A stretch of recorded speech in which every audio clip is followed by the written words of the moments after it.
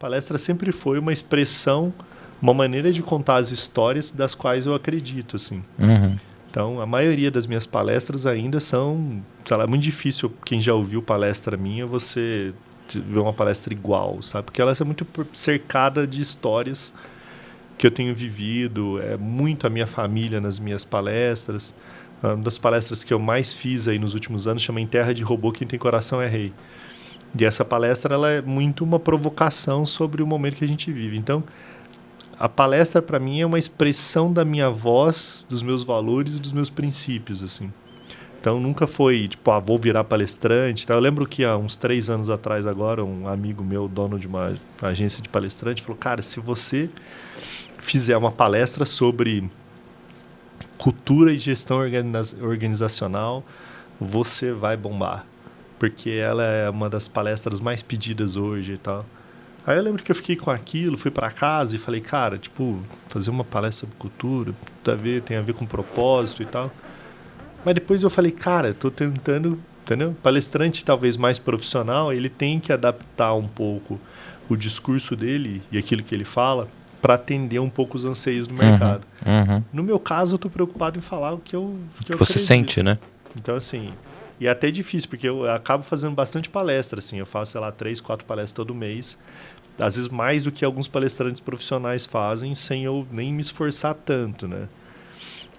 Mas eu já tive muitas situações delicadas, assim, né? De, sei lá, o cara me contrata e aí ele quer pautar a minha palestra. O que, de repente, para o mercado é normal, assim. O cara fala, a gente não quer que você fale isso aqui, pô, isso aqui na nossa empresa não funciona.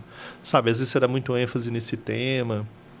Eu falo, cara, vocês contrataram um cara errado, assim, né? Eu não tô disponível para isso, assim. Não tô disponível para mudar as coisas pelas quais eu acredito para tentar adaptar a sua visão de mundo e a sua visão de negócio, assim. Então, acho que vocês deviam estar conscientes quando vocês me trouxeram que eu estou aqui para expressar as coisas pelas quais eu acredito. Se você não acredita em uma dessas coisas que eu falo e essas coisas são pilares fundamentais para mim, não faz sentido nenhum estar aqui. E não tem problema nenhum não estar aqui. Só que eu não estou disposto a abrir mão das coisas pelas quais eu acredito para agradar você. Eu já devo ter sido convidado para me retirar umas 15 vezes de empresas. Assim. É mesmo? Mas no meio ou no antes ali, que a pessoa te pergunta como que vai ser a... De todo jeito, cara. Mesmo? Teve um grande banco aí, que eu nem vou falar o nome, mas é um banco vermelho, que uma superintendente deles me chamaram. Ela viu uma palestra minha, ficou impressionada. E aí ela me indicou pro fundador do banco, assim, não era nem tipo o CEO do banco. E aí a secretária desse fundador me chamou e falou, a gente tem a convenção do banco e sempre a gente escolhe com muito carinho quem vai fechar a convenção.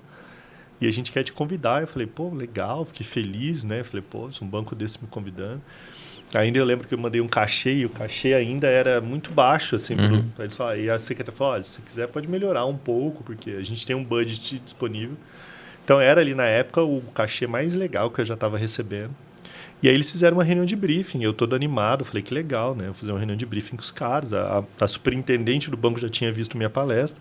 Cheguei nessa reunião de briefing, tinha 12 caras engravatados, sentados na mesa. Aí eu fiquei meio assustado, assim, quando eu entrei, né? Falei, cara, mas reunião de briefing, achei que, sei lá, era eu e alguém, né? Tipo, conversar, bater um papo, entender sobre o evento, né? E aí eles estavam com as anotações do meu release da palestra, com várias coisas, e estavam em 2 papéis, assim, cheio de marcações no papel, cheio de marcações.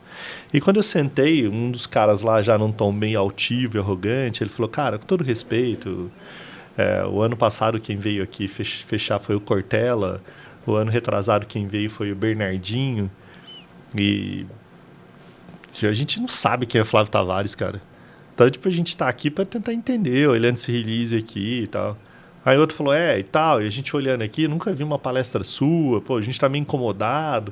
Você falando aqui um monte de coisa de propósito, falando muito de coisa aqui de resgate da humanidade, e que o ser humano tá se perdendo, e pô, e pra nós a gente é uma das áreas que era a área que tava mais, que era um dos temas no ano desse banco, era do consignado. E aí eles falaram, nossa meta, cara, é fazer o fechamento dessa convenção e botar esse cara com gás, com sangue no olho para bater a meta. Esses caras têm que... Esse negócio de, propósito, refletir, nada, cara. O cara tem que sair dali para fazer acontecer. E aí teve um fato interessante, que uns 10 dias antes dessa reunião, eu estava com meu filho mais velho num aterro. Um aterro que é tipo um parque lá, que é um gramadão. A gente brincando de bola e tal. E a gente estava num domingo, umas 11 horas da manhã. Aí a gente sentou na grama, passou um tiozinho, um senhor bem de idade, assim, vendendo picolé. E aí a gente comprou o picolé do tio, comecei a conversar com esse tiozinho, e eu falando, cara, meu tiozinho, sei lá, com uns 80 anos, eu falei, por que o senhor tá vendendo picolé, né? E aí ele falou, então, você sabe o que aconteceu, meu neto pegou um empréstimo consignado no meu nome, refinanciou 2, 3, 4, nunca pagou, e eu tinha uma aposentadoria de R$1.500 e eu recebo hoje R$300. Uhum. E eu tô vendendo picolé porque eu preciso sobreviver, pra gente conseguir comer em casa. Aí eu fiquei sensibilizado com isso nesse dia, peguei uma nota de R$50, conversei com meu filho e dei R$50 para ele, e ele começou a chorar muito. E foi muito marcante para mim e para o filho, porque quando eu dei os R$50 ele ficou emocionado, porque ele não tinha o que almoçar naquele domingo. Uhum. Aí ele ajoelhou no chão, aí eu e meu filho abraçamos ele, peguei os R$50 e tal. E eu tava com aquilo muito marcante dentro de mim. Então, por coincidência, eu tava na reunião de briefing com o banco, que era o banco que tinha vendido consignado para esse cara, que botou esse cara de joelho na minha frente, um senhor que trabalhou durante 80 anos pro país, e esse cara de joelho chorando porque ele ganhou uma nota de R$50 para ele ter o que comer. E eu estava diante dos diretores ali que estavam querendo que eu mudasse o meu discurso para adaptar o deles, para fazer com que os caras do consignado vendessem mais para um tiozinho desse, sem nenhuma preocupação, que tem um neto, que tem um tio, que tem um monte. Esses caras estão sendo enganados, né? E aí tá acabando com a vida dos caras num juro abusivo, numa lógica completamente cruel e desumana. E aí, cara, aí a reunião esquentou. Porque aí eu virei e falei pro cara, vem cá, não sei porque vocês acham que vocês são banco e vocês têm 12 pessoas aqui engravatadas, porque vocês acham que vocês são semideuses, porque vocês trabalham numa potência financeira como essa. Mas deixa eu te falar um negócio para vocês. Seja a potência financeira que vocês forem, seja o tamanho do banco, pode ter 55 caras engravatados. Você podia colocar sua carteira aqui e você ser o multimilionário, o bilionário. Você podia estar numa mesa com 50 Jorge Paulo Lema. Nunca, em nenhum momento, vocês teriam a autorização para questionar por valor nenhum nesse mundo os meus valores, os meus princípios. E a gente tem um desacordo, falei para ele. Porque tudo aquilo que vocês estão querendo que eu mude aqui são as coisas pelas quais eu mais acredito. E aí eu contei a história do cara que tive lá. Eu falei, e sabe o que me deixa tranquilo? Que esse cara que ficou de joelho, que estava chorando, os filhos de vocês estão trabalhando para formar alguma startup para tentar resolver um problema que vocês criam hoje, colocando pessoas subjugadas a uma condição completamente desnecessária. Uhum. E eu falei, vou mais, né?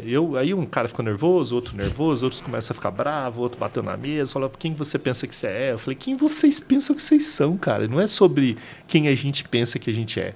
É sobre quem a gente acredita e o quanto que a gente está convicto nos nossos valores. Eu falei, sabe qual que é o que me conforta aqui? Que se tivesse uma câmera filmando a nossa reunião agora e os nossos filhos estivessem assistindo, os meus estariam me aplaudindo, enquanto os de vocês teriam vergonha de vocês. Vergonha. Eu duvido se vocês têm o mesmo prazer que eu tenho de sair agora para essa reunião dizendo que eu rejeitei palestrar no banco de vocês e fazer uma palestra para vocês e eu contar para os meus filhos o porquê que eu rejeitei isso. Eu duvido e desafio vocês se vocês têm essa mesma condição de pegar meu release, que vocês rabiscaram ele inteiro e chegar para o filho de vocês dizendo por que vocês não deixaram o Flávio Tavares fechar a convenção de vendas de vocês.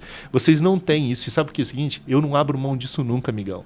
Eu vou chegar em casa hoje e eu vou ter esse prazer de sentar com os meus filhos e contar por que eu não vim palestrar no seu banco. Enquanto você vai fazer o quê? Você vai contar para quem? Vocês estão orgulhosos do quê, amigos?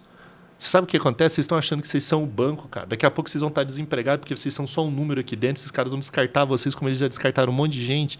E você vai estar pedindo emprego para uma startup aí daqui a pouco. E que essa startup vai ter uma visão de mundo completamente diferente de vocês. Então você está se fazendo do banco, se fazendo de uma ideologia, de um comportamento que você nem deveria ter como cidadão, como ser humano. Uhum. Aí, expulsado da sala. Aí chamaram a superintendente, uma situação, aí um cara ficou nervoso, queria que um segurança me acompanhasse até a saída.